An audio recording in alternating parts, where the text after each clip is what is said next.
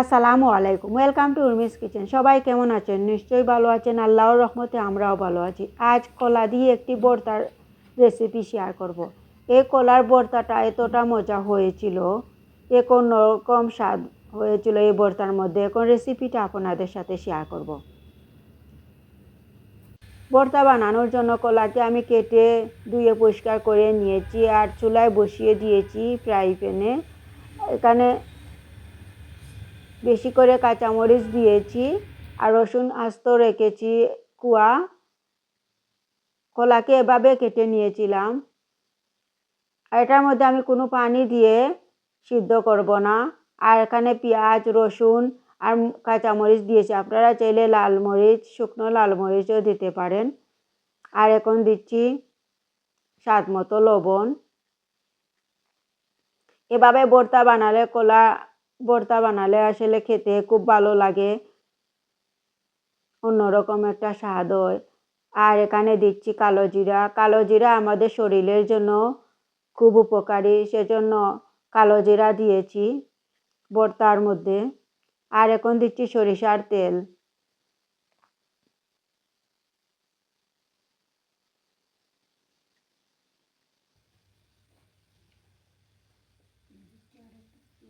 পেঁয়াজ আর একটু দিয়েছি। পেঁয়াজ একটু বেশি হলে ভালো লাগে ভর্তার মধ্যে। এখন ঢাকনা লাগিয়ে রান্না করব মিডিয়াম আছে। আস্তে আস্তে সিদ্ধ করে নিব, কলাকে ভেজে নিব। এখন দিয়ে দিচ্ছি একটু হলুদ, একটা সুন্দর কালারের জন্য। কলা কালো হয়ে যাবে, সেজন্য একটু হলুদ দিয়েছি একটা সুন্দর কালারের জন্য। এখন ঢাকনা লাগিয়ে কিছুক্ষণ রান্না করব। কিছুক্ষণ রান্না করে এখন আমি নেড়ে চেড়ে দিচ্ছি।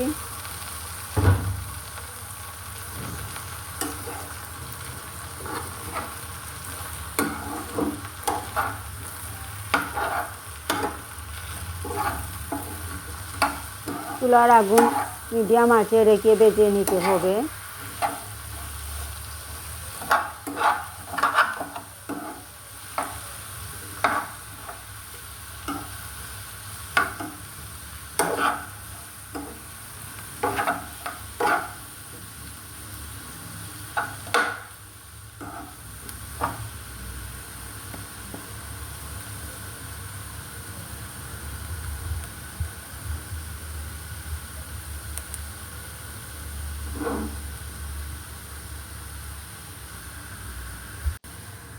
এখন ঢাকনা লাগিয়ে আরও কিছুক্ষণ রান্না করব। আরও কিছুক্ষণ রান্না করার পর আবার নেড়ে চেড়ে দিচ্ছি।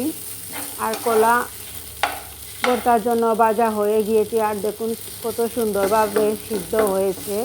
ভর্তা বানানোর জন্য রেডি হয়ে গেছে। দেখুন রসুনটাও সিদ্ধ হয়ে গিয়েছে। আর পানি ছাড়া কত সুন্দরভাবে সিদ্ধ হয়েছে কলা। দেখুন এভাবে ভর্তা বানালে আসলে খেতেও খুব ভালো লাগে। এখন আমি ভর্তা বানাবো। আমি হাত দিয়ে মেখে নিচ্ছি। আপনারা চাইলে বাটনাতেও বেটে নিতে পারেন। আমি হাত দিয়ে মেখে নিচ্ছি।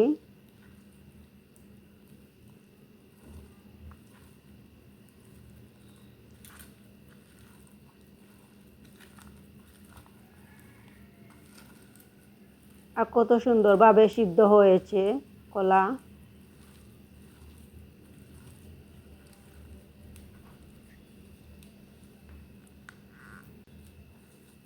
মেখে নেওয়া হয়ে গিয়েছে দেখুন।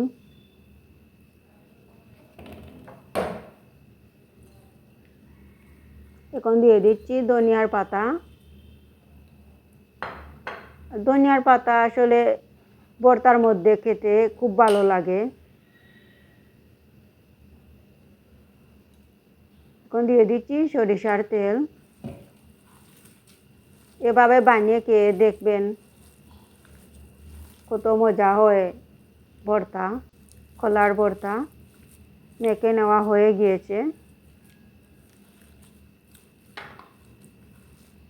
এখন আমি একটা প্লেটে তুলে নিচ্ছি